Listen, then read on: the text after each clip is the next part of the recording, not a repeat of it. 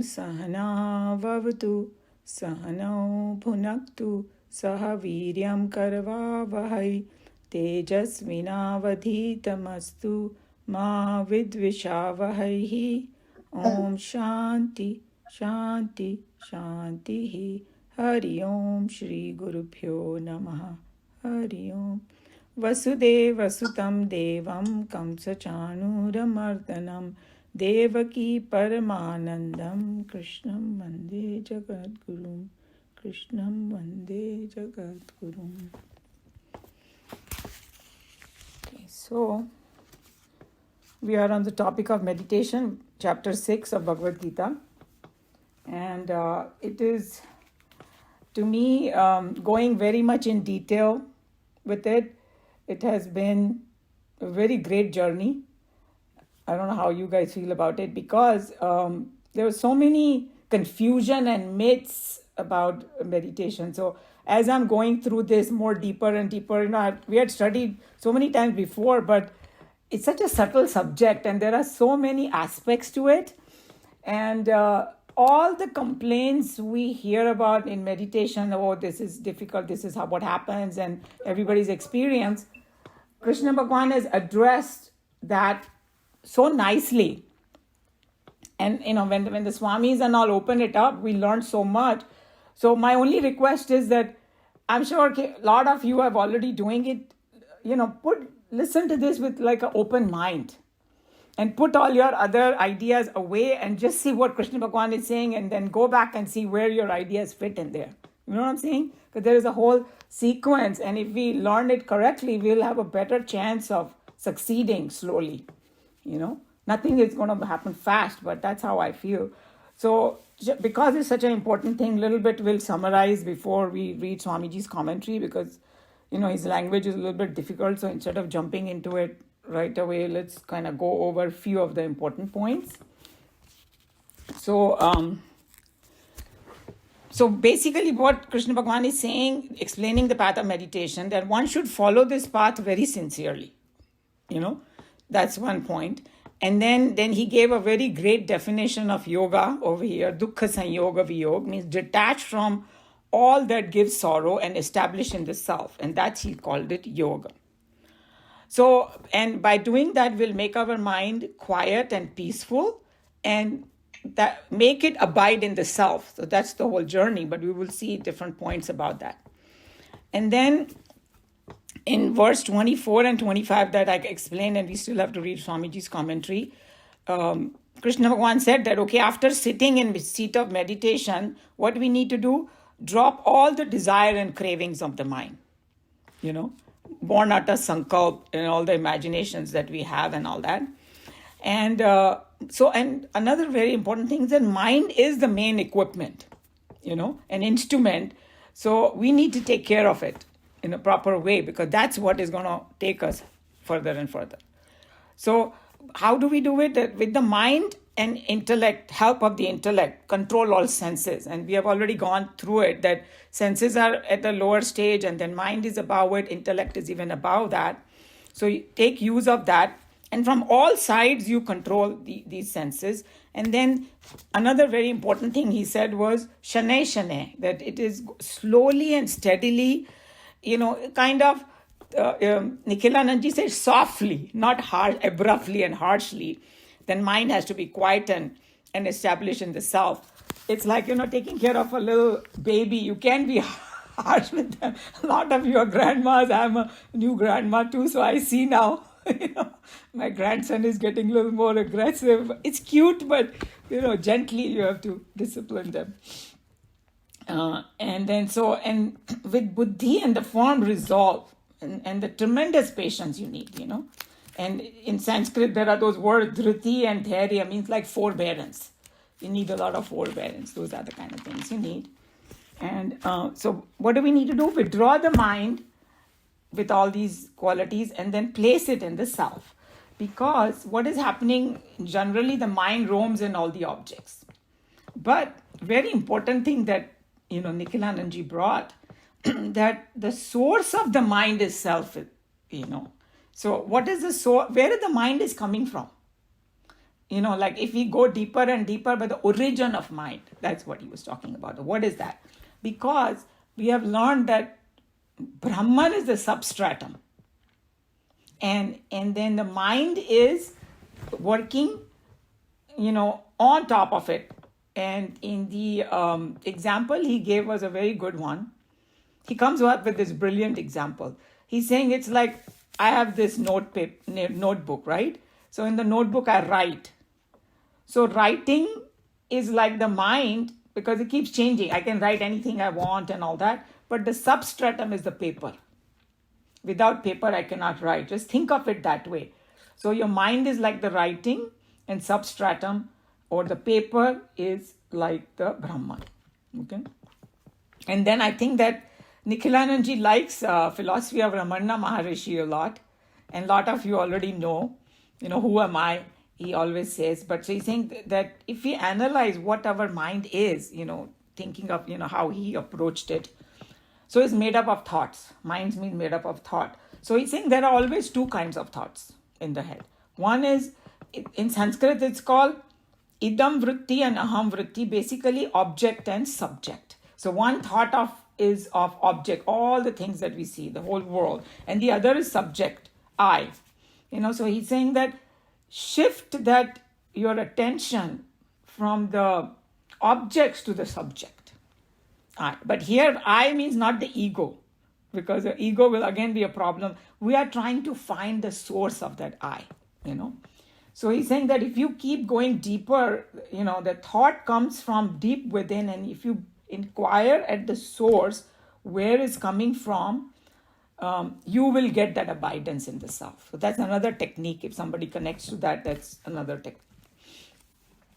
And he's saying that because of the self alone, we have the capability of the thoughts coming out. Without that, it cannot. So something like that. So obviously that it's a slow process. And then he also said that, okay, now you do all that and then place the mind in the self. After that, don't think of anything else. That's what we did last time. That was the main thing. So then he again reminded, this was very, very important thing that we all have to remember, that understanding what the self is, that is a very, very important thing. Because suppose if we don't understand what self is properly, then the danger will be meditating on something else, which is not self. So according to Bhagavad Gita, meditation is a final stage. Or in Vedanta, you can say that is considered the final step. So if you have not gone through the previous steps, then there is a danger of that you might be contemplating on something which is not self, And there are so many examples that people get stuck at, either some murti or something, and they just don't move forward. So that's why it is important to know what is self. And then if that's what happens, then attention will be not on the self, what Krishna Bhagavan is saying, and it could be on many different things. Okay? Because he reminded us, he gave a very brilliant example that how that circle is there, and the center of circle is only one point. And it cannot be any other point if you want the center of the circle. So the same way Brahman is just that one, point, and then if you are anywhere else, it's not the center, So I thought that was we have done this example, but very good example to remember. So that's why it is, we need to have a very sound understanding, and the next 6 chapters are going to help us a lot to understand what self is. So then he said that what is the process, one more time, just to kind of summarize it, that we need to bring the thought of the self and slowly shift our attention to the self. And once the attention is shift, that means we are established in it. And that's the time you don't bring any thought. So what I'm trying to say is that it took me a while to kind of grasp this, that there are two things. One is a thought of a self, and one is attention on the self. So thought of the self is all the scriptural things that we read. So in the initial stages, you think about the self and then put your attention to the self and then drop the thought, something like that, okay? And mind is the one that helps us, but that's why the mind is the most important instrument to shift the attention to the self. Because it is a scientific fact that whatever we think of, that's where our attention goes. So that's why you have to think of the self so that the attention will go. So he was talking about two different abilities that all of us have. One, what is their ability? Ability to focus on one point and then keep the attention there. So there are those two points that we need to. So he was just saying that focusing the attention, and the other one is keeping it there. Keeping it there comes with abhyas. That we're going to learn in the next one verse, that when we do that, abhyas, practice. And then that's why knowledge of the self is important, because that helps us to focus on that, and then abhyas will help us to stay there. And then he was just saying that example that suppose if I want to think of, say, my head or something, so first I have to think of, the thought has to come about my head. I have to focus on my head or something. And then my mind will go there. So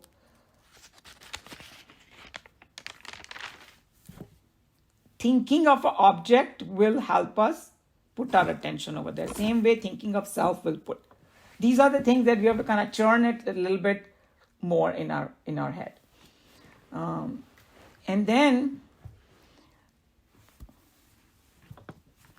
second step of that we already discussed is that once you do that, then don't initiate any other thought.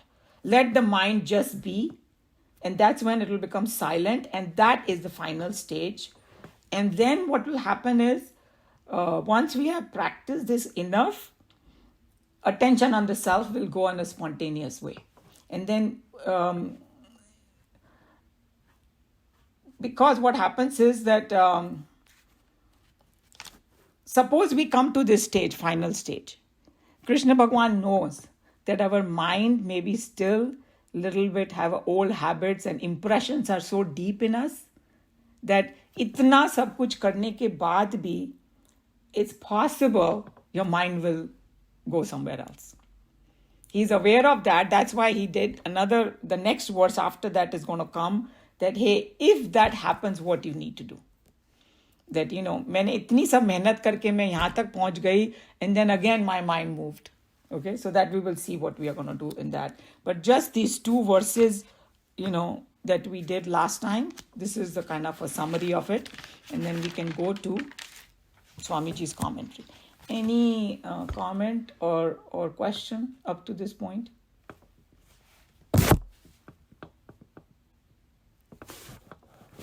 Okay, who's the volunteer? Anilji, you have a question? So here is her class. Okay. Anilji, did you have a question? No. Okay. Yeah, one confusion I had, and I'm sure it will be cleared in the next chapter or so. It says that come to a stage where you don't think of anything at all.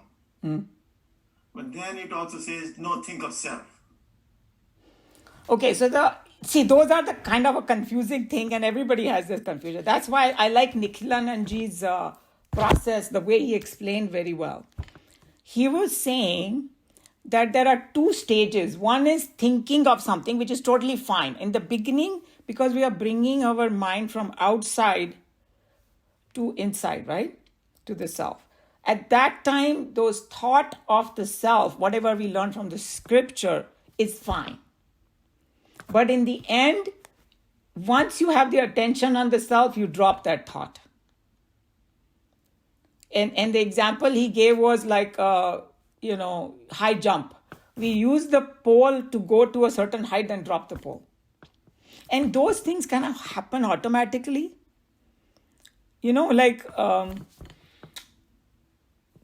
You are aware of something, but you don't have thoughts about it, but you are still aware of it. Does that happen to you? Suppose something very important is happening. in your life. And you are aware of it. You don't have to be thinking about it all the time, but it is in your awareness. And the best example I give is of a new mother. She's aware of her baby. No matter what she's doing. See what I'm saying? Yeah. So one is thinking about it a lot, but then in the end, the thought has to be dropped. We don't understand how to drop the thought. I personally think that if you keep doing this process, it will automatically drop. Yeah. Yeah. I don't know whether I'm going to make any sense, but see, when you become aware of the thought, right? So the mind is still aware of it. That is a thought in itself, right? That means that is the reflected consciousness. That means the consciousness is there of which it was reflected, and therefore you got the thought in your mind. So that means then go beyond that. What I'm thinking, that is the reflected, the consciousness is something else. That's what I'm saying, whether it's going to make sense. Yeah, what you're saying, I see what you're saying. And the one relief that we have from reading Swamiji's commentary is our job is to bring it to that stage.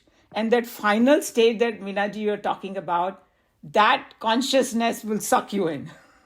Yes. See what I'm saying? Once you know that, then then have to go to reflect to the consciousness, not to the reflected, because that again becomes a thought. True. Well, all I'm saying is that our effort, if our mind has stopped going in the world while sitting in the meditation seat, just consider there as a huge victory. Yes. Yeah, that's all I'm saying. Even if the thoughts are of the self, it's okay, because remember, he kept giving the sleep example. When we fall asleep, we don't know. Right. So when that final thing will happen, we don't know. But as long as our job is constantly bring the attention to the self. Okay. By thoughts, by whatever method you want, and we were discussing that, okay, somebody likes music and this and that in the initial stages. And then, in the next commentary, he was talking about for the next verse, that if you keep a specific place and you do at the same time, the moment you will chant Om, it's saying the mind knows, hey, this guy is serious. Now, shut up and don't think of the world. Like Joe tells about that, right? That his mantra brings him to that level immediately. So that's what the power of practice is. That by practice, and then you just stay there, and then you leave it to God only. You can say that. Okay. He will decide when you're ready. But our job is to quieten the mind, stay away from the world, focus on the self. And actually, the process described here, choosing the same place, same time, same posture, is basically so you don't have to think about those things at all. There you go. And वो भी practice से ही होगा. शुरू में तो बैठने में भी तकलीफ होती है, like right? कभी इधर खुजली आती है, कभी कुछ होता है, कुछ. I mean, we know all the things that happen. But you see, if you continuously practice, you will be able to sit longer and longer. So, yeah. Anilji, would you like to read these? Yeah, sure. So you can read the translation of the two. 25 or 26? We are doing 24 and 25 that I explained last time, and we have to read Swamiji's commentary on 24 and 25. So, do you want to do the Sanskrit for 25? No, we already did all that. So all you need to do is we need to read Swamiji's commentary, but you can start with reading the translation, like abandoning without reserve. Yeah.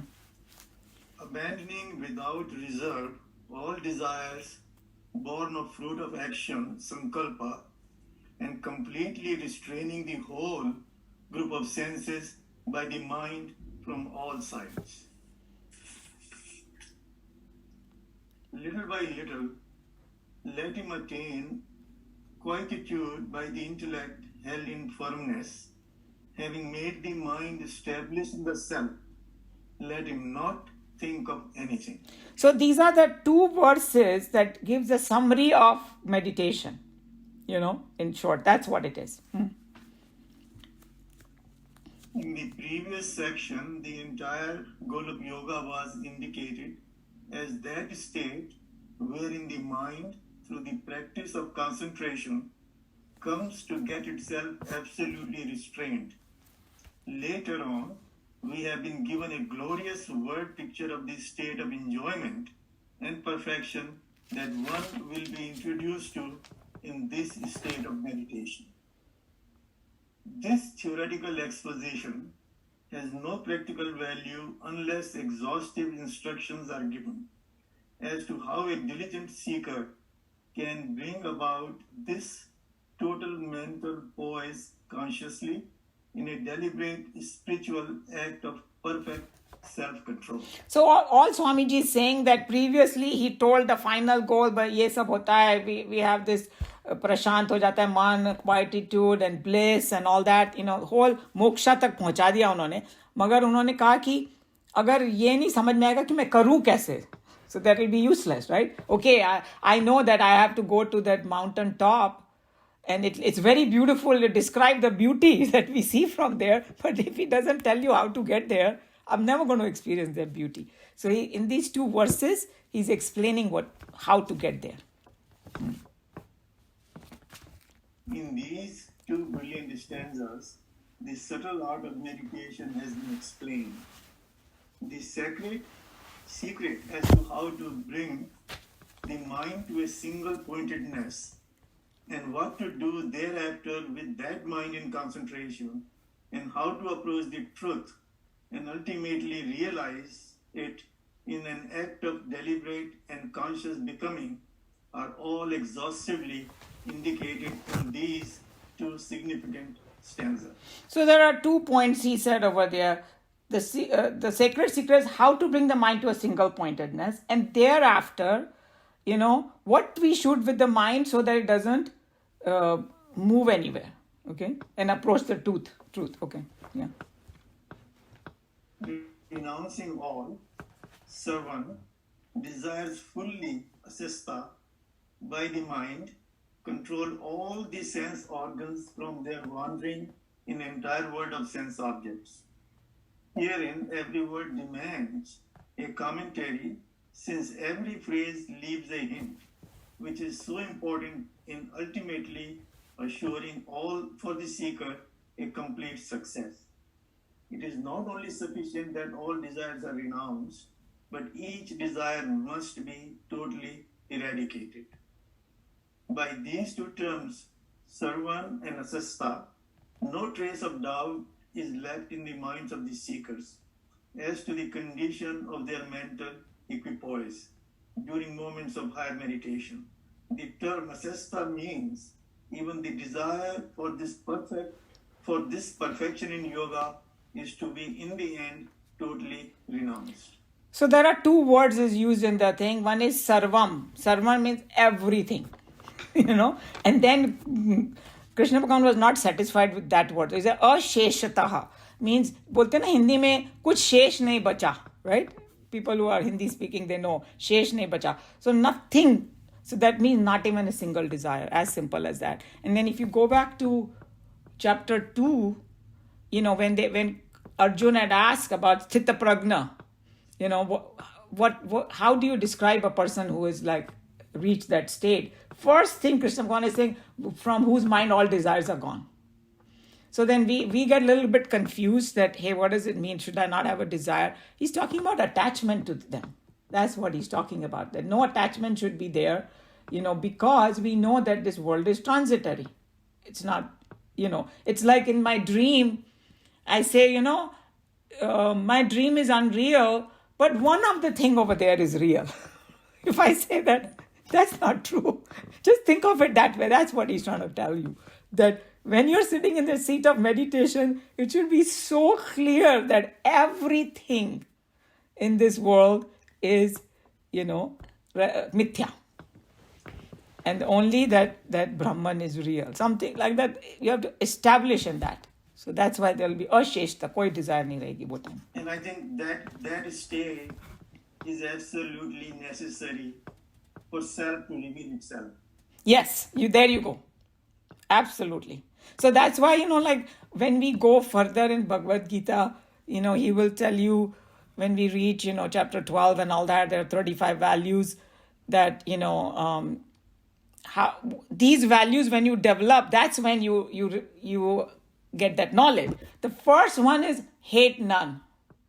None means none. तो हमारी teacher बोलती थी एक भी कोई इंसान होएगा ना that you dislike, it will stop you from going there.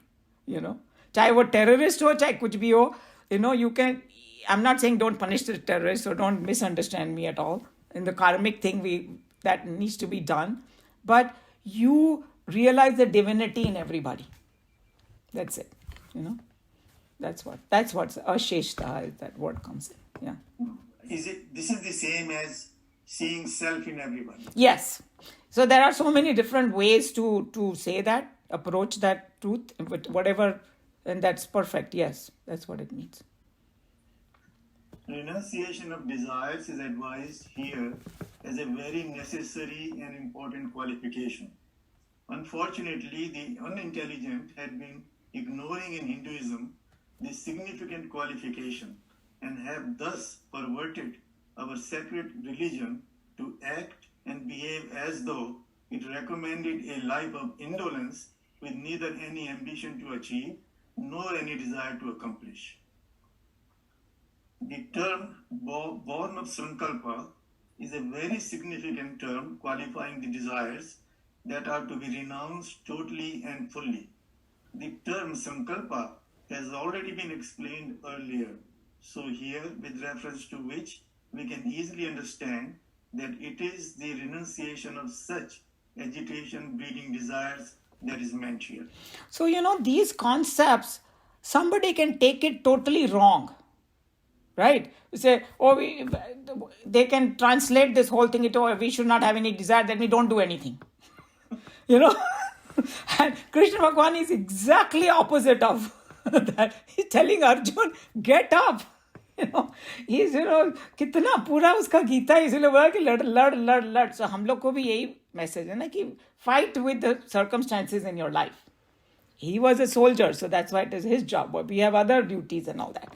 So he's saying that either we can look at it as leave the attachment to things, or he's telling you born of sankalpa. It does the same meaning, because fanciful imagination, living in the past, living in the future. Like I was listening to this one sadhu, on the YouTube now that all different things come sometime, for 5-10 minutes, and he was saying, he brought a very interesting thought. It's one way to approach. He said, we always say कि भाई तीन काल ना, past, present and future. He's saying सच पूछो तो एक ही काल है, present, और कोई काल है ही नहीं. I thought he had such a profound thing, because look at our own life. Whatever you can do, you can only do in the present. Rest is all imagination. जो बीत गया, we have no reverse gear in life. And जो आया ही नहीं है, हम लोग को मालूम ही नहीं है. हम लोग पता नहीं क्या क्या imagine करते हैं. उसको हमेशा तो नहीं, कई बार उल्टा होता है उसका जो हम सोचते हैं, और कई बार कुछ अलग ही होता है. Very rarely we hit the bullseye कि भाई ऐसा होगा. So that's what is sankalpa is, when our mind is not in the present, it's sankalpa.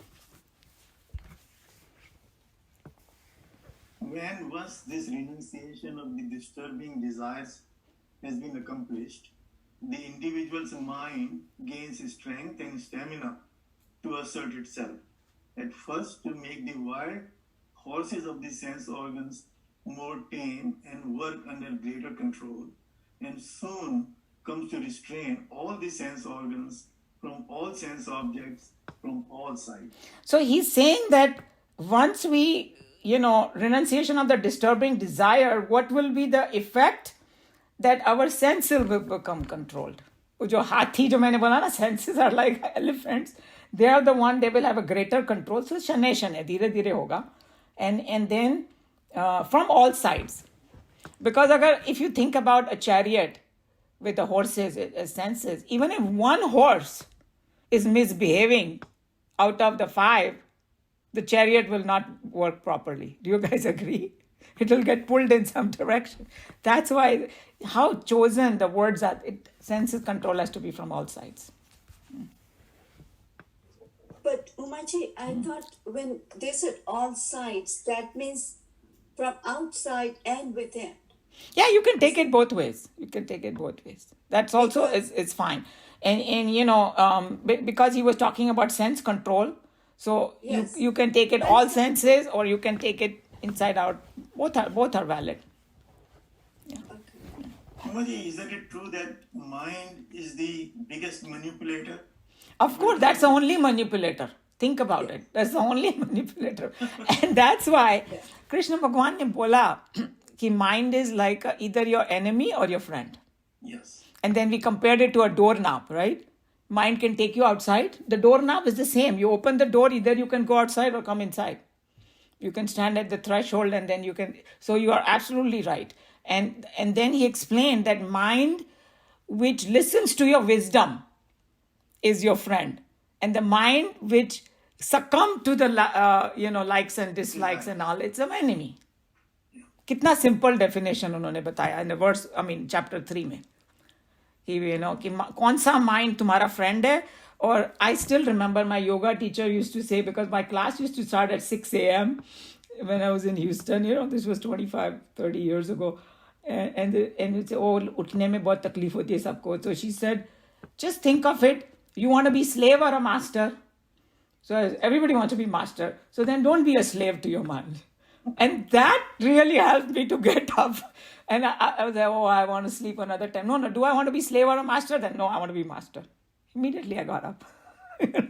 That's it. That's what it is. So it can either become... Another analogy that comes to mind is a wild horse. When somebody is trying to train that horse tries to throw him off and hurt him and everything. But after some practice, that horse becomes his slave and takes him wherever he wants. Yes, and that's exactly what Krishna Bhagwan said, if you remember, Yoga Ruda. Yoga Ruda is when you have a control over your mind. So very good. Yes, you remember that from there. Good, great. It is scientifically very true that our mind is not able to control our sense organs, for it has been rendered weak and thoroughly impotent due to the permanent agitations caused by its own false desires. Once the mind gets strong, as a result of its conquest over the desires, it discovers in itself all the strength and capacity to control the indriyas from all sides. This process of quietening the mind can never be accomplished by any hasty action or by any imagination or by any strange and mysterious method. It is clearly indicated by the very insistence that the Gita makes in this stanza that the seeker should attain quietude as a result of his withdrawal from the world of sense objects by degrees, slowly, sneh, and mind gains more and more quietude. So he's just warning you that this is not going to be an easy thing. So we should not have this false idea that from tomorrow I'm not going to think of the world and suddenly it'll happen. So he's saying it's a slow process, but if we keep doing what Krishna Bhagwan has told us, we will get there. किसी को few months लगेगा, किसी को years भी लग सकते हैं. Yeah. And the amazing thing is, every step you take in the direction, it becomes easier and easier. Correct. Because, practice makes perfect. Right. That's it. No doubt, when the sense organs have stopped their mad onrush among their respective sense objects, a certain amount of mental quietude is gained. The method of intensifying this inner peace has been indicated here. So I was just thinking about it, that when the sense control have stopped their mad rush among the respective objects, certain amount of quietude is gained. We don't need to be a rocket scientist to know that. Just look at yourself when you were 30 years old compared to now. We had a lot more desire and a lot more agitations. When you don't have a desire, then we might have a different kind of agitation that we have to combat right now, that we need to. But less desires. And that's why these sadhus and all that, they travel. कई लोग तो continuously घूमते रहते हैं, just एक वो कुछ कमंडलू लेके, they don't care, they are totally happy. And when we have to go somewhere, we want to take the whole household, and then we are so dukkhi. So less things, less desire is peaceful life, that's for sure. So the desire is from inside, right? The vasanas, great desires. And if they become, they keep on thinking, they will agitate you. The desires. Agitations will cause you to do something. Yes. That causes you to go outside into the senses for fulfillment. That means they're taking you outside to the other senses. So once you control the desires, thoughts are less, the agitations are not there. Therefore, the senses, we are not going to go out looking for things. That will stop us going out looking for the happiness. Is that true? Yes, so that is like, I would say that what Krishna Bhagavan is telling in the method is surrounded from both sides. Right. Inside or outside. Yes. Yes. So you can. Yeah. So you are doing it. That's why it's called Shama Dhamma, right? Yes. That's I mean. Yeah. So दोनों तरफ से उसको पकड़ लो तो उसको then he will have no place to go. That's what it is. You don't need it. It won't go there. Yes. So then all these things are like help. Like it's a multi-dimensional approach, you can call it. Make the desire less, and then indulge less with useless stuff outside. It's something like, how the advertisements work in America. You keep showing people the same thing, and young, impressionable mind, they want it after a while. So one way is, वो था ना ad free. ले लो, देखो ही मत. So वो भी शुरू करो, and then with understanding that, hey, even if I get it, it's going to be useless. After a few days, I'm going to throw it away anyway. Things like that. So surrounding it from both sides. Yeah. Patiently with the intellect, the mind is to be controlled and rested in the contemplation of the self. This advice is extremely important to every seeker, as it gives the next item of the program for the meditator. When he has accomplished, through the exertion of mind, a total withdrawal of himself from the sense world during his meditation. So he's telling you, sorry, मेरा यहाँ पर paragraph खत्म हो गया, आपका चालू है? One more line. Okay, go ahead. I didn't have. Rejection of the sense world is possible only during the meditation. Okay. So he's just telling you, that's the biggest difference I found, that Krishna Bhagavan is, just quietening the mind and having it focused, and that's one aspect, but then placing it into the self. That one, I find that in a lot of other methods is missing, what Krishna Bhagavan says over here. So that's the second part now he's talking about. Okay, mind ko prepare to kar liya, ab kya?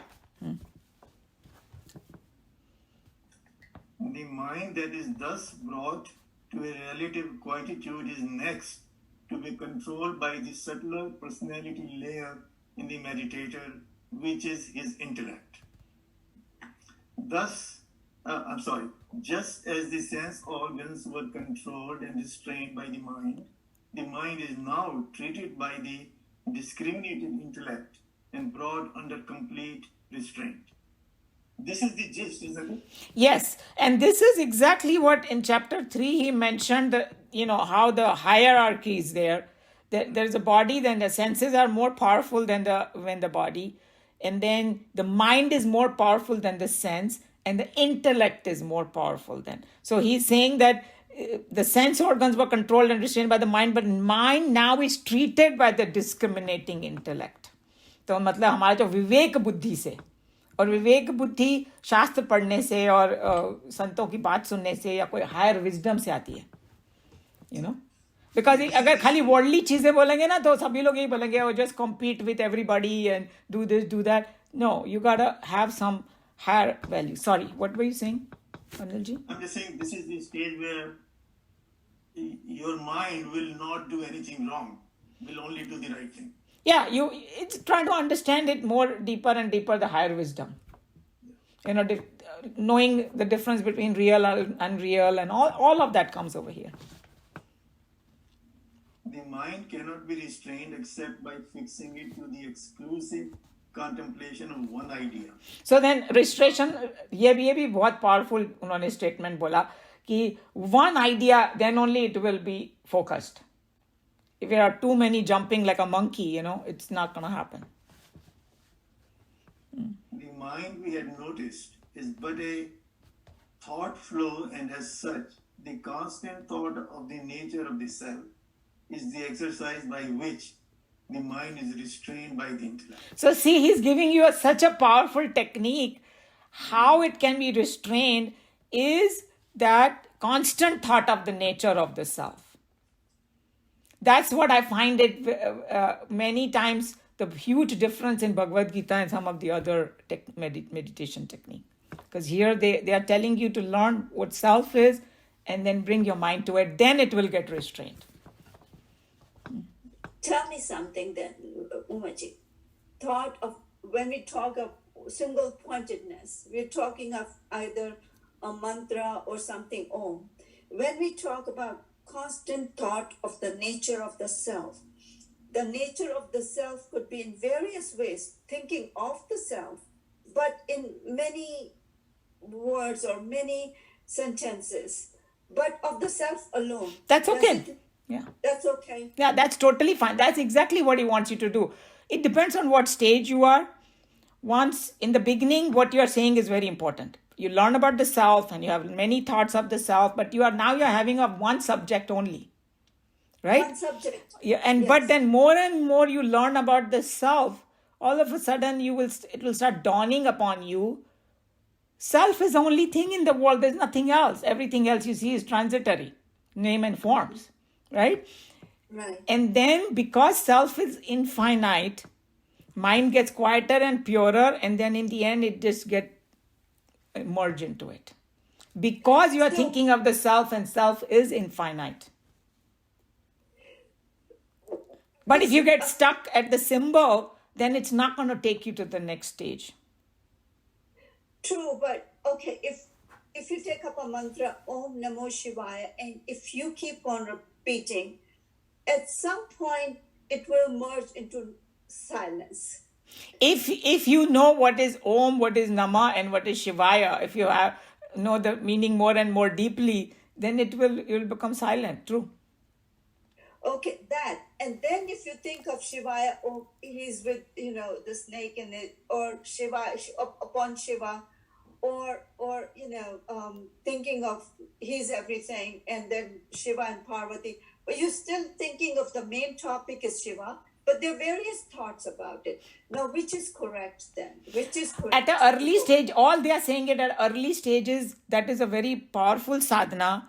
That, okay, so right now, if somebody's mind is in 100 different things, then, focusing on Shiva's body and his snake, and that's a great practice. But in the end, you will have to understand what Shiva stands for. And the more and more you understand what Shiva stands for, then you will realize that all those things are just symbols they are talking about. In the end, Shiva is that, powerful Brahman representing that, and then you will slide into that. That's what the journey is, according to this. Okay, thank you. But Umaji, is it true that you have to contemplate on the nature of Shiva? That's exactly what I said. In the beginning, all the symbols and all, that's a good, very good, powerful practice, because you are taking your mind from 100 different objects to one subject. And now, exactly what you say, nature of self is, and that's why the next 6 chapters are so important, is going to tell you the nature of self in such a way that your intellect will get surrounded by it from all directions. That because sometimes, you still separate, no, maybe this is not God, that is not God. In the end, how it's going to take you through the journey in the next 6 chapters, that everything comes from there only. That's what I'm trying to say. I don't know if that makes sense, what I'm saying. It does make a lot of sense. Yeah. because that stage is nothing but joy. Yes. Yes. Yeah. A mind that has merged in the steady contemplation of the self becomes, as it were, still, and a divine quietude comes to pervade its very substance. This is, as it were, the last lap of the journey to which deliberate and conscious action, Purusharth, can take any seeker. So this is what I was telling you about. That, and then I just remembered something in that same context that what Meena ji and Anil ji are talking about. At one stage, you feel like, oh, I like Anil ji saying that I feel happy and blissful, right? When I come to that stage. So what Nikhilanand ji was telling, that final stage is I become that happiness myself. We don't know that stage yet, but that's what it is. Oh, I love sweet. No, I have become sweet now. That's become my nature. It's hard for us but that's what the actual final stage is. Okay, that's one point. Go ahead. That is the stage when you say you merge with the self. Yes. Yeah. But this is the process. Okay, yeah. That's one point. And then this is the most powerful thing I found, that what Swamiji explained, that your purusharth means your effort are only up to this stage. That merging, you don't have that any control over it. It's like, oh, nadi wahan tak pahunch gayi, ab sagar usko khich lega apne aap mein. That's, I don't know what else, how else to think about it in words, but it's quite a beautiful thing. But तो तुम्हारा क्या काम है वो उन्होंने बता दिया. बोलते ना, मेरी ड्यूटी क्या है, मेरा क्या है, that's what they have told you. And then also it is saying that at that point you have to drop the thought of even merging. Yes, there you go. And it's a sleep example is the best one. If we really want to sleep, what do we have to do? Just prepare for it. Yeah. निद्रा देवी कब आके तुमको खींचेगी, you don't know. And अगर हम लोग सोचते रहेंगे, सोचिए Anil ji, oh, I want to sleep, that will prevent you from sleeping. Yeah. When you just let go, then that's exactly what they're talking about. Yeah. Krishna's exhaustive theory, which can be practiced by any sincere devotee, concludes in these two stanzas with a warning as to what the seeker should avoid at this moment of inward silence and peace. The Lord does not instruct the seeker here on what he should positively do. The divine flute player says, let him not think of anything when he has once reached this state of inner peace. So it's like, that's another way of just saying कि यहाँ तक पहुँचने के बाद क्या करो, कुछ भी मत करो. अगर तुम्हारा mind quiet हो गया है and your attention is on the self, just stay there. Just same like the sleep thing, just be, and the sleep will just take you. So, Maji, at that point, you stop all contemplations? Yeah, it will automatically ho jayega, stop. Yeah. It's something that we have a very hard time. Even sometimes, I'm thinking, but that's why we have to have faith in Krishna Bhagwan's words and the, people who have gotten that final experience. Unke wo log jab few of the saints and sages describe it, we have to just have faith that it will just happen.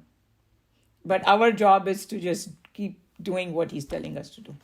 Make the mind quiet, withdraw, place it in the self, attention on the self. Those are the things we do. After the halt moment, there is nothing more for the seeker to act and achieve. All that he has to do is to avoid starting any new line of imagination, undisturbed by any new thought wave. Let him maintain his inner silence and come to live it more and more deeply in all instruction that the technique of meditation gives to the meditator. Knock and thou shalt enter is the promise. You have knocked, and into the supreme presence thou shalt enter ere long acharna. Achirat matlab soon enough. So again the same thought he's saying. It's like किसी के दरवाजे पे तुम अभी even किसी के दरवाजे पे जाओ तो हम लोग खाली नॉक ही कर सकते हैं ना, जब तक वो ओनर दरवाजा खोल के अंदर नहीं लेगा. We can't do anything. We can't break the door. Definitely not God's door. So we have come to that door and we are knocking, and now it will be His mercy. You know. No two simple looking stanzas anywhere in the spiritual literature of the world, including the sacred books in Hinduism, can claim to have given such an exhaustive wealth of useful instructions to a seeker as these two stanzas in the Geeta. Even in the entire bulk of the divine song, Geeta itself, there is no other similar couple of stanzas which can stand a favorable comparison with this perfect pair. You can see that Swamiji loves this two stanza, because I think he thinks that it is giving you the method, what to do. And you know, it's telling you what is in your hand and what is not in your hand also. Right?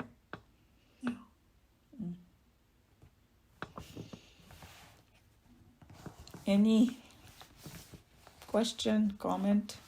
Anybody wants to add anything?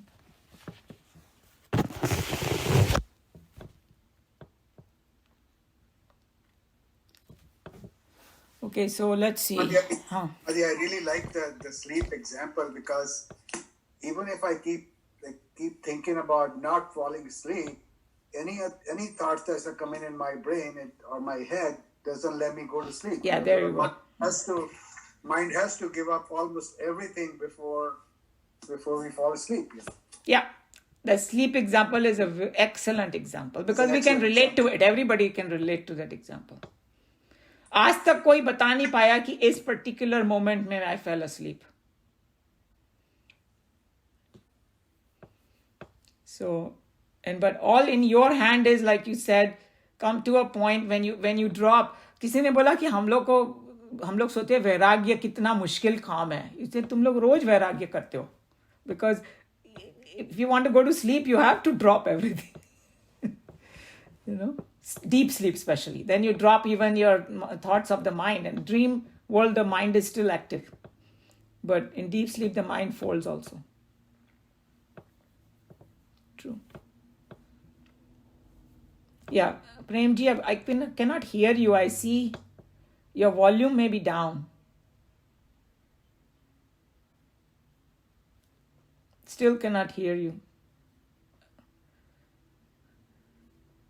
Anybody else? Is there anything?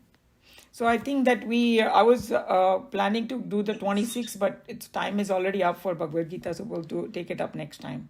Yato nischarati. It's kind of interesting that itna sa bolne ke baad Krishna Bhagwan ne bola, after this your mind slips, then what you need to do. He knows. And then there are two words, you know, chanchalam and asthiram, he called the mind. Chanchalam matlab एक thought से दूसरे thought पे jump करना, and अस्थिरम means स्थिर नहीं रहता एक topic के ऊपर. सो दो प्रॉब्लम है माइंड में. एक तो मंकी की तरह जंप करता है एक थॉट से दूसरी तरफ, फिर एक थॉट पे ज़्यादा रुक नहीं पाता है. सो he knows, and he's going to give us remedy for that too next verse में. So you can see that Krishna Bhagwan is how kind he is. इतना सब बोलने के बाद he said, कोई बात नहीं, I know you are still thinking मैं कैसे करूँ, so I'll give you one more tip. So that's what we'll do next time. So I'm going to close Bhagavad Gita here. सर्वधर्मान् परित्यज्य मामेकं शरणं व्रज अहं त्वा सर्वपापेभ्यः मोक्षयिष्यामि मा शुचः. हरि ओम श्री गुरुभ्यो नमः.